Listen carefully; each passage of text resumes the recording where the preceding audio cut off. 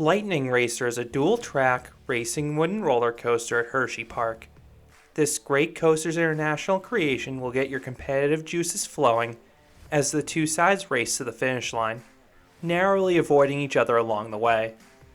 This coaster is a borderline top 10 wood coaster in Amusement Today's Golden Ticket Awards annually. But is Lightning Racer actually that good? Find out in this review of Lightning Racer. Great Coasters International, or GCI, built their first roller coaster in 1996 at Hershey Park. Named the Wildcat, this wood coaster would stand 106 feet, or 32 meters tall, reach speeds of 50 miles per hour or 80 kilometers per hour, and navigate 3,183 feet, or 970 meters of twisted track. Wildcat was very well received in its early years for its dynamic layout and pacing. GCI went on to build two similar coasters in Roar for the Six Flags chain in 1998 and 1999, but they also built Gwazi for Busch Gardens Tampa in 1999. Gwazi would be a dueling wooden coaster with an exciting series of near misses. Hershey Park was impressed by Gwazi, and they contracted GCI to build Lightning Racer for the 2000 season. On paper, this ride seemed to have a lot of similarities to Wildcat. They had similar stats.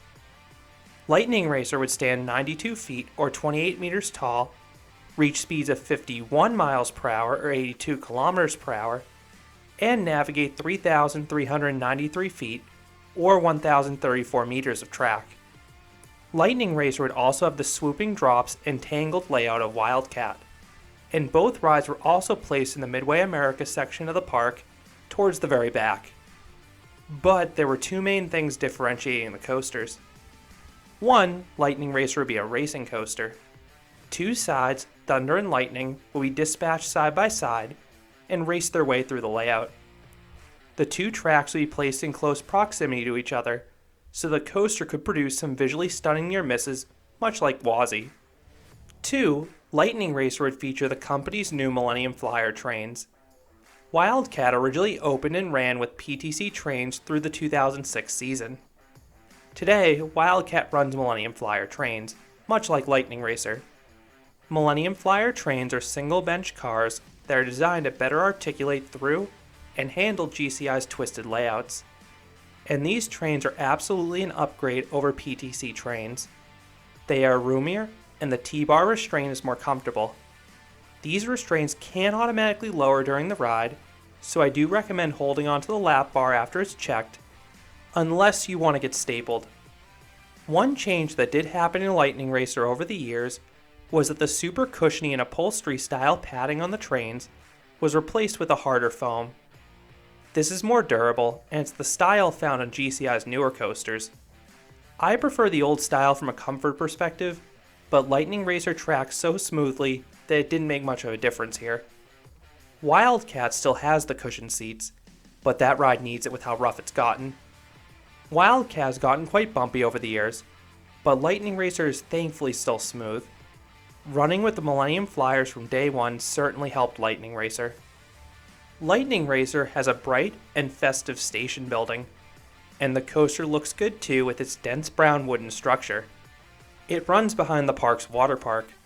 With the two tracks intertwined, it's hard to tell where the coaster will go next, and the ride is especially a beauty at night with all the chaser lights on.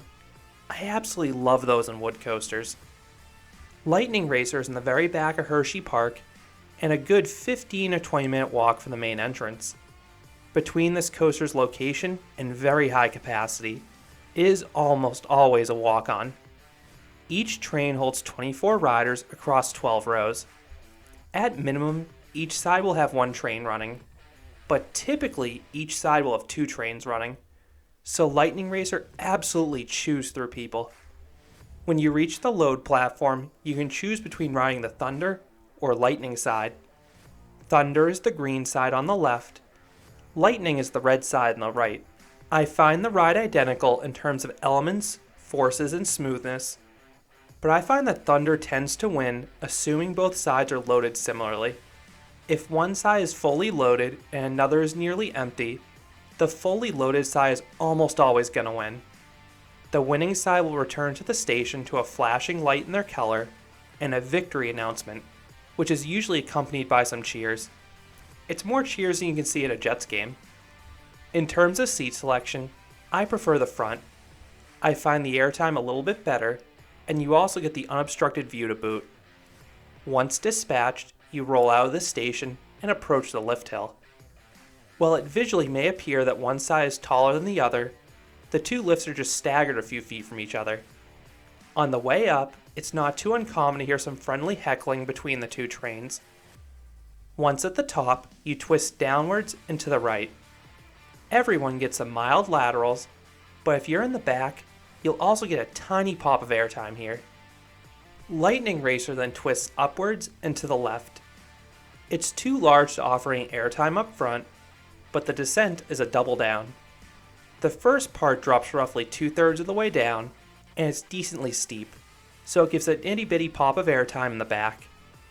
You fly over the second part, which delivers some good sustained floater airtime in the back. The front even gets some airtime on the second descent, but it's just a tiny pop. Lightning Racer then shoots upwards into the first turnaround. The entry into this element delivers a strong pop of airtime up front. It's the strongest pop of airtime you can get anywhere on this ride. You then twist downwards into a tunnel. This drop doesn't offer any airtime, but the banking does build some mild laterals by the end. The tunnel features a surprise hill that shoots upwards. It basically functions as a speed hill. With all the speed that you have, everyone will get a tiny pop of airtime on it. And this is also where the on-ride photo is taken, so you can be blinded by the flash if it's at night. Both trains then shoot out of the tunnel, twist to the left, and fly over a bunny hill. This element also gives a tiny pop of airtime for everyone. Lightning Racer then twists to the right and heads into the second turnaround. The entry into this turnaround gives an okay pop of airtime up front, and then you spiral downwards. The near miss with the other train is super exciting because you descend downwards in opposing directions. You crawl over the drop and go back down to the ground, so it unfortunately offers no airtime. Thunder and Lightning then take turns crossing over and under each other. While the element looks visually nice, those hills and turns just don't offer any real force. You then shoot into the third turnaround. The entry into this one gives another okay pop of airtime if you're seated up front, and then you twist downwards towards the ground. You then head up a double up into the brake run. If you're up front, you may get a mild pop of airtime or two going up into the brakes. You then shoot past the finish line, and hopefully you're the one victorious. If it wasn't clear who won, look ahead to the station, and you can see whose winning light is going off. So what would I rate Lightning Racer? I would give this racing wood coaster a 7 out of 10.